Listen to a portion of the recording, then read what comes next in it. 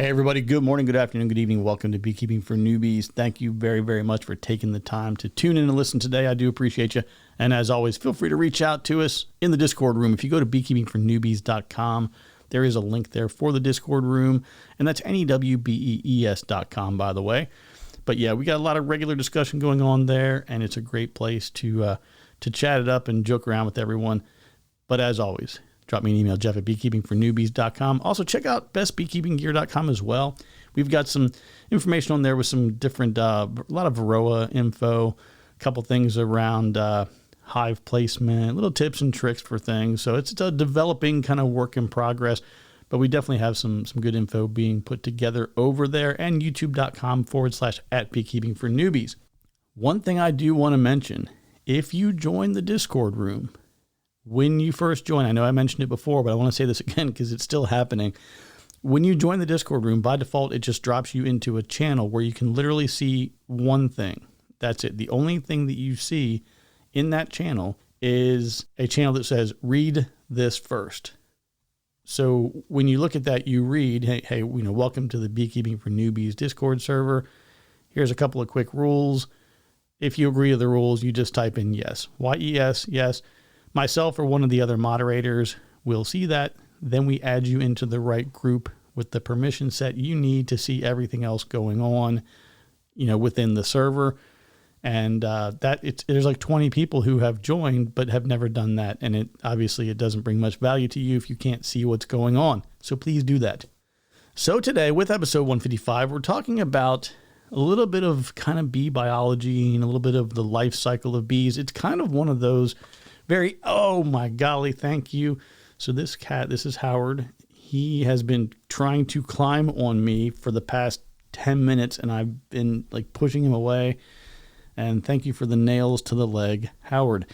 Anyway, killing me. So this is kind of an entry-level type subject, right? You need to understand the different castes. And when I say caste, it's C-A-S-T-E-S, the different castes of honeybees. And a lot of people are very familiar with, okay, well, you have workers, you have drones, you have queens. Got it, right? I mean, that's kind of the essential basics that you have to know.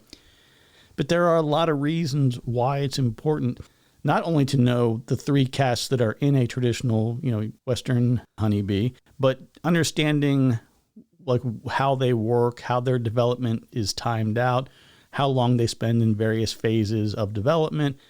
And there's a lot of reasons why this is really important, and we'll get into all of that as well. But I think this is one of those things where I was looking back and I kind of skimmed through previous episodes. And even though I mentioned it very early on, I didn't get into a lot of detail because, again, I was trying to keep things very brand new. Like, you're a first-year beekeeper. You got a million things you're trying to figure out. Oh, and now you need to start memorizing how many days a drone spends, in the pupal phase or whatever. That's no fun. But now a lot of you are kind of veterans. You're in your second, third, fourth years. So we're going to up our game a little bit. Okay, so kicking it off with the three castes that you're going to see within the hive. So everyone knows about your workers, right? The workers are the backbone of the hive. I mean, yes, the queen's kind of in charge, but all she really does is two things. She puts out queen pheromone, which allows everything else to be in balance and to work, and she lays eggs. That's kind of all she does. The workers are the ones who literally do everything. They are raising new brood. They're building new comb, defending the hive, finding resources, bringing them back, sharing them. That's just that they literally do everything. Now the drones kind of come up on the short end of the stick a little bit here, but they really only serve one purpose. Like they do nothing in the hive. They hang out. They like watch TV on the couch, go get me another beer kind of thing. Like they're not doing a lot. But what is important, your drones are basically one half of the genetic makeup. Like their entire genetics come from your queen. So if you have a great queen, the best way to pass those genetics along is by allowing her drones to go out into the wild and mate with other queens. It's a very common misconception. A lot of people think that the drones that are in their hive are drones to mate with, new virgin queens.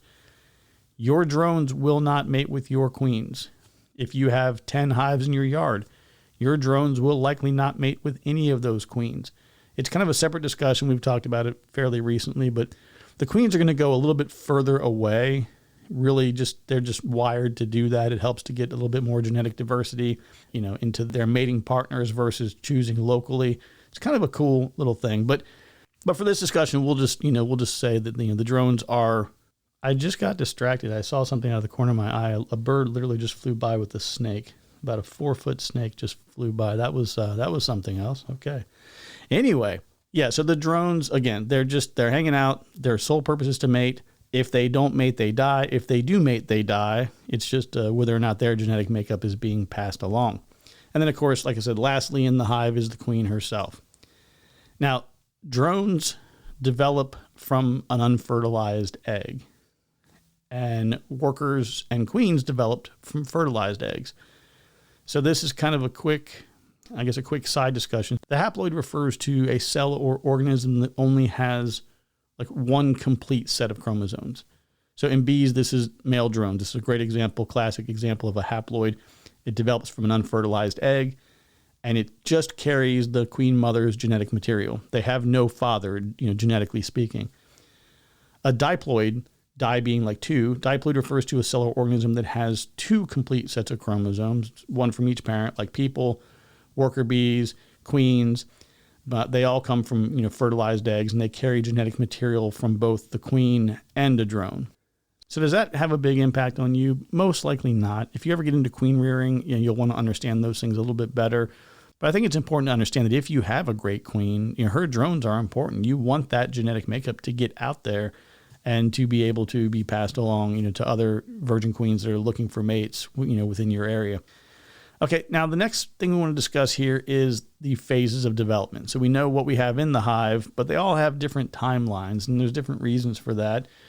And we'll kind of dive into that a little bit right now. So we're going to first talk about everything that's the same. Okay, so all of them are going to have an egg stage. They all come from the same eggs. I guess we should talk about this real quick. The queen, when she is mated, she stores all of the sperm from the drone she mates with in the spermatheca inside of her body. It's all stored there. So she makes a determination whenever she lays an egg. She's like, okay, this is a big wide cell. This is going to be a drone. I'm dropping an unfertilized egg into that cell, and that then becomes a drone. When it's a worker cell, she mixes in, she makes the right mix, fertilizes the egg, and inserts a fertilized egg into the cell. So this is something that she does on the fly, on demand, which is pretty amazing and fascinating, and still baffles me how that even works, but it's really pretty cool. So everything comes from the same egg. It's just a matter of what happens to it, whether or not it's fertilized, part one, and then what it's fed, down the road here. So everything is going to be in the egg stage for, 1 to 3 days. They kind of sit like in that upright or however they're laid, but then they begin to lay down after a couple of days, hatches into a larva around day 3. They're going to be in that larval stage for about 4 to 8 days or so. They grow very quickly. The nurse bees do a great job of providing them feed. In fact, this is a great way to kind of determine some of the abundance or scarcity of food in your hive. If you're looking in the hive, obviously you see stored resources, and that's great in the form of honey. But if you look into the cells themselves, where you have new developing young larvae or larvae, if you look in there and you see a nice big puddle of royal jelly, then okay, they've got an abundant amount of food, and things are probably going well. If you don't see a whole lot at all, they may be struggling just to kind of keep things afloat. Now, so the queen larva will receive royal jelly the entire time that she is being developed. Whereas with workers, they only receive it for the first couple of days, then it kind of transitions. So let me tell you a little bit about royal jelly real quick in case you're not fully familiar with this. So royal jelly, it's a thick, milky secretion that's produced by nurse bees. It's fed to all bee larvae for the first few days. The queen, like I said, the queen will get it continuously. The whole time that queen cell is open, she's getting royal jelly. It's very rich in protein, fatty acids, vitamins, hormones. It is what triggers the development of a queen instead of a worker. Now, worker and drone larvae are also fed royal jelly, but it's just for a couple of days. Then they switch to a worker jelly, which is basically a blend of glandular secretions, carbs, proteins, and it often incorporates some bee bread in there with that. So bee bread is a nutrient-rich mixture of pollen, maybe a little bit of nectar, some beneficial enzymes and bacteria that are added, by the gut and by the worker bees, the nurse bees themselves. So they pack this into the cells, and the mixture undergoes a bit of like a lactic acid fermentation process. It helps to preserve it, and it transforms it into a more digestible and kind of bioavailable food source for both adult bees and developing larvae. So unlike raw pollen, bee bread has a longer shelf life. It resists spoilage. It supports the good, healthier gut microbiome. And it's the primary source of protein, lipids, and vitamins for the colony. And it's especially critical during brood rearing. So in case you haven't, a lot of people have heard of it, but don't necessarily understand what that is. Long-term storage pollen, basically. So during that larval phase, the larvae are going to molt 5 times before they actually get capped. Then they move into the pupal stage. Once they're capped, the larva will defecate for the first time, and then it takes its first little poopy, and then it spins a little silk cocoon using the glands in its mouth, and it actually, which is something that a lot of people don't even know about, but it wraps itself in a little silk cocoon. It lines the inside of that wax cell like a little sleeping bag. And that's where it begins to undergo its complete metamorphosis. The tissues dissolve and reorganize into the eyes, the wings, legs, and the body of an adult bee. The eyes are going to change color from white to pink, to dark red, ultimately to a black. Pigmentation is going to develop until the bee is fully formed and ready to chew her way out. Now, what you can see too, if you get some that come out a little bit early before the development completes, you'll see a really light colored bee. One of our Discord members posted a picture the other day, which was really cool. It almost looked like an albino bee, but she was probably just a couple hours early. Really kind of neat. Okay, so now I want to go ahead and talk about each individual caste member here and start with the worker bee. So a worker bee's development cycle is going to be 21 days. So she'll spend the first 3 days as an egg, and then around day 4, she'll become hatched into a young larva, and that phase is going to be taking place for about up to 9 days. On day 9, she will be capped. She'll be in the pupal phase for 12 days. So from days 10 through 21, she'll be in that capped phase, and she'll emerge as a fully developed worker on day 21. So of course, once she emerges, she's cleaning cells, she's starting to become a nurse bee. She does her nurse bee roles for, a week or so, and then she switches over to wax building and, receiving nectar, being kind of intermediary bee, and doing other details inside the hive, switching over ultimately to becoming a guard bee, and then she works her way out to her foraging role as she finishes up her life. Now, a drone bee is going to be 24 days. So the beginning starts the same. They start out as an egg for the same period of time. Larval period's a little bit longer, from 4 to 10 days. They're going to get capped around day 10, and they're going to be in that pupal phase for about almost 2 weeks, really, like 13, 14 days, from days 11 through 24, and they're going to emerge on day 24. Now for them, they take about another almost 2 weeks, roughly, 10, 12 days post-emergence for these drones to reach their sexual maturity. But beyond that, they will be able to go out into the world and make an attempt to pass on their genetic makeup. And like I mentioned before, drones don't forage. They don't perform any inside the hive tasks. If something is going wrong, they just walk out the door and pretend like they didn't see it. And that's kind of it for them. Now, the queen bee is the shortest of all at 16 days. So the beginning is the same, right? First 3 days as an egg, days 4 through 8 as a young larva. She's going to get capped on day 8. Now, this is something that you hear me talk about a lot, and I think that one of the reasons that this is important is people go into a hive and they go, oh, crap, I see some queen cells. And they don't necessarily know what that means, which makes perfect sense. I remember being a new beekeeper, I'm like, okay, well, there's a queen cell. Am I 2 days away? Am I 22 days away? So helping to, being able to understand what this cycle looks like is really going to help you out as far as understanding how much time you have. And the one example I like to use, let's say you did an inspection on Saturday, and then on Sunday they say, you know what, the queen's going to lay an egg here in this queen cup. We're going to make a queen cell. You come back to do an inspection a week later, and you may have an open queen cell. You may have gotten in there before they had a chance to close it, because they're going to cap it around day 8. But this is where I talk about making sure you're inspecting every week. Because if you skip that inspection the next week, by the time you come back, the colony will probably swarm. And let's do the quick math. So Sunday, the egg was laid. Monday, a week later, so 8 days later on a Monday, you have a capped queen cell. And then add 5 more days to that, day 13, day 14, before you do your inspection, the colony's leaving. They may have left the day before, they may leave the day after, but that queen cell is capped. Once that cell is capped, it's on. Like, it can happen pretty much at any time. Usually it's probably in that day 13 to 15 kind of range, weather dependent, obviously. But on day 16, she's emerging. Now, she's going to probably take anywhere between, 3 to 7 days inside the hive for her to reach sexual maturity before she actually leaves on her mating flight. Usually 1 flight, sometimes 2, rarely 3, but usually within a couple of days she gets her mating flight knocked out, or mating flights in some cases knocked out. And then once she returns, I always tell people, give it 2 or 3 days and she should start laying. Sometimes, she comes back, she's exhausted, she's been flying a lot.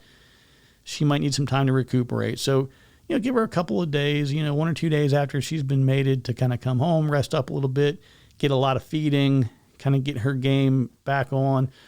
After a couple of days, some of those internal changes start to happen with her. The ovaries are going to expand a little bit, and all of her egg-laying organs are going to activate and kick in. So usually somewhere in that 2 to 4 day range.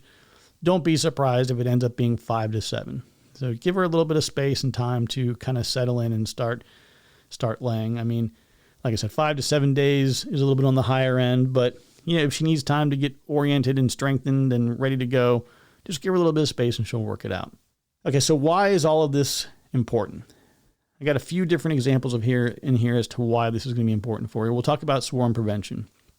Now, we just covered this kind of briefly already, but if you understand this cycle, you're going to be better equipped to manage and prevent or figure out what you're going to do to basically be able to take appropriate action. So you see, okay, I've got a capped cell that wasn't even there on my last inspection. You might say, you know what? I'm doing a synthetic swarm right now. We're grabbing the queen. We're grabbing 3 or 4 frames. I'm making a nuke. I'm moving her 20 feet away. Okay, you guys just swarmed. You're done. And then you're going to let that virgin queen emerge and go ahead and do her thing. Or you might say, you know what? I've got my queen. I don't want another hive. I'm going to move her off to the side, and I'm going to go ahead and destroy these cells. Now, somebody had asked the question the other day. They said, hey, are there swarms? I feel like I didn't even answer this. My apologies. I think somebody else might have. But is it possible for a swarm to take place without a queen? It is possible for a colony to say, hey, it's time to swarm. They know they have a queen. They know they have a new queen to replace her. They may say, okay, it's time to swarm. We got to go. Now, if you just took her out and you did a kind of like what I call the synthetic swarm, if you just took her out, but they haven't quite got the memo yet, they could actually try to leave. Now, I think they would realize fairly quickly. Now, I have not personally experienced this, but I have heard of scenarios where somebody did what I'm describing, took the queen out, took a few frames out, but the colony had already decided, like, it's going to go down today. And they left, and then they realized, wait, we don't have the queen, and they came back. I haven't seen that before, so I can't really speak to whether or not that's true or real. But I think it's one of those things that is probable that could happen. But in that scenario where you want to have the one single queen, you don't want to split, you don't want to grow, you just want to keep one strong, healthy hive, again, move her out. If you want to, go ahead and destroy all those queen cells. You can, if you want, you could cut them out and take a couple of them and maybe get a little mating nuke and just have it as a backup. That's an option that's available to you as well. But once everything settles down, they realize they're queenless, your queen is still healthy in the nuke, you've added additional space if you're on a flow and you've got a lot of resources coming in, and then you move your queen back in a couple days later. Now, another scenario where it's really useful to understand this life cycle is when you're talking about requeening. This is something that people, I don't think, do a good job of explaining to people when they do this really awesome video about how easy walkaway splits are. Yeah, walkaway splits are really easy. You just divide everything up evenly and walk away. Hooray, isn't that easy? But they don't tell you about the life cycle. They don't say, well, the colony that doesn't have a queen now has to take an egg. They have to make an emergency queen cell from a young larvae or larva. I always mess that up. I don't know why. But anyway, you got to have a young larva. You're going to make a queen cell from that young larva. You're going to wait 16 days for that new queen to emerge. She's got to spend, 5-7 days reaching sexual maturity, another 3 or 4 days getting mated, another couple of days getting settled back in. When it's all said and done, you're like 40 days in or whatever. And now she gets to start laying eggs. Now you're 21 days away from the first worker. Let me go back and make sure. So you have 16 days. Give her a week to get settled in. It's 23, another week, 30. Yeah, so 30 days before she starts laying eggs. 28 to 30 days. So let's just say it's 30 for easy math. And then you add another 21 on that for the first worker to be born. So you're over 50 days. That's almost 2 months. How long is your nectar flow? Is your nectar flow 90 days, 100 days? So you're going to give up half of that time with a colony that has no queen. No queen for a couple of weeks. But there's just no resources, no replacement of any bees. That is so devastating to a hive. And a lot of people don't think about that. Now, there is a great place for that. If you are in a place that has a 4-month straight nectar flow, and you're able to get that walkaway done early, and you've lost a portion of it, but you can go ahead and still have, 2.5 months or so of a big flow, then yeah, it's probably not as big of a deal. Try to do that where I am, and you're going to have some real serious problems. I've done that before and been like, hey, cool, look, this is great. And that colony's dead within a month. They just don't have enough resources, not enough replacement bees, not resources coming in to feed those new bees that they're trying to raise to replace all the ones that are aging off. So understanding these timelines and this development cycle will better equip you around splits and queen rearing and things like that. Another example would be, is this colony dying and queenless, or are they in a dearth? So if you're able to understand, when you should see brood and what the absence of brood means. So specifically understand that if there's not food coming in, the colony does not want to raise more mouths to feed. It makes a lot of sense if you think about it, but I also recognize that not everything in nature makes sense to us. But I think if you do it in sort of a logical layout, you say a hive that has eggs has a queen, but not all hives that don't have eggs are queenless. So essentially what I'm getting at with that statement is if you were in a period of dearth and they say, hey, look, we're not raising any more brood, we don't have any food coming in, you're not going to see the eggs. And that's really tough if your mindset is, look, I don't care. I listened to this podcast and this guy said, as long as I see eggs, I've got a queen. So I'm good. I see eggs, don't care. Now you need to start, honing those skills. If you've taken the lazy way out, and I'm not picking on you, right? It is the lazy way. You look in there, and I'm guilty as charged, but you look in, you see some eggs, you're like, cool, everything's good. You close it back up, walk away. If you're taking that approach, but you're not learning how to actually recognize and track down your queen, it gets more difficult during a dearth because now you're getting nervous. Now you're like, oh my God, what am I going to do? I'm not sure. I don't see anything new. I don't know where the queen is. I haven't seen her in a while, and I'm really not good at finding her, right? Get good at finding her in the spring when it's easier. There's fewer bees in the hive. You start getting better and getting better. And like I've said, several times, go online, look for pictures of queen bees. Just do a search for images, queen bees, and just look at them over and over again. The more you start to learn what she should look like, the easier she'll be to find inside the hive. Now, another thing, this is not so much development related, but it is an important point to bring up. Using drone brood for mite attraction, basically. So Varroa mites are going to reproduce inside of the brood. With that, they prefer drone brood because it has a longer life cycle. It gives them more time to reproduce inside the cells. So a lot of beekeepers have adopted this strategy of putting a frame of drone comb in early in the spring. The queen goes through, she sees these larger cells and says, oh, this is where I'm supposed to be laying drone brood. She lays it all up with unfertilized drone eggs. And then as they all get capped, you can just take that frame, drop it in the freezer, take it out a couple days later. You can cut it open. And if you want to, you can just grab some forceps or whatever. You can start removing them and taking a look to see how many of them have mites on them and just see, do you have a lot of mites inside of these capped drones? And then as a bonus, of course, you can feed them to your chickens. Chickens love drone brood. So if you have some chickens around, you can just feed that to them. But it's a great way to kind of draw the mites that are already in the hive to that brood and then discard the whole thing. That's a great way to disrupt some of the reproductive habits and behaviors of the varroa mites in the spring. But lastly, for queen rearing and grafting, we talked about it from a swarming standpoint, but it's the same thing when you're doing queen rearing. You need to understand, okay, I have a cell builder that I've made, and I'm going to put my frame of queen cell, my queen cups, I'm going to put those in first and let the colony clean them up and kind of polish them up and make sure they're ready to receive your grafted larvae. You go ahead and do your grafting. You get them installed. Okay, well, on day 8, they should be capped. You come back on day 8, everything looks great. Maybe you add another frame of larvae that you just grafted. And then around day 13, maybe day 14, you're pulling out all those beautiful grafted cells. You're putting them into an incubator. And on day 15, day 14, 15, you're installing them into mating nukes. And the next day you have a new queen emerging and she's going through the process of getting mated. But if you don't understand all of these days, this whole thing kind of falls apart and you're playing a guessing game. Okay, so to kind of close things and wrap things up a little bit here today, if you don't see eggs, don't panic, right? Know the life cycle, know the timelines. That information is powerful and it'll be very useful for you. Don't misidentify queen cells too early. So queen cups, right? That's the foundation of a queen cell. These are perfectly normal. It's normal to see them. And by themselves, they don't mean anything. Like, I don't mess with these at all. I like to kind of know where they are, so I can know where to come back to in subsequent inspections. But, it's something where if you're doing voice memos or written notes or whatever you do, just say, hey, I saw some queen cups at the bottom, both sides of frames 4, 5, and 6. And then you just know.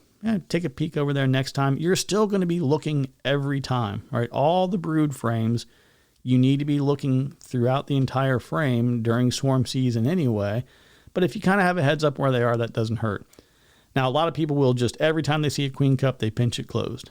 Now, if that's what you like to do and you want to do that, it's fine. You can do that. What I do is I like to leave them, because if they decide that they're going to make a swarm cell, they've already got the foundation there. It's less wax resources for them to have to start over. They're going to do it either way. So if you pinch it now, whatever, they're still going to make another one. So I'm just like, you know what, let them keep it. But if you want to get rid of them, that's certainly your prerogative to do so.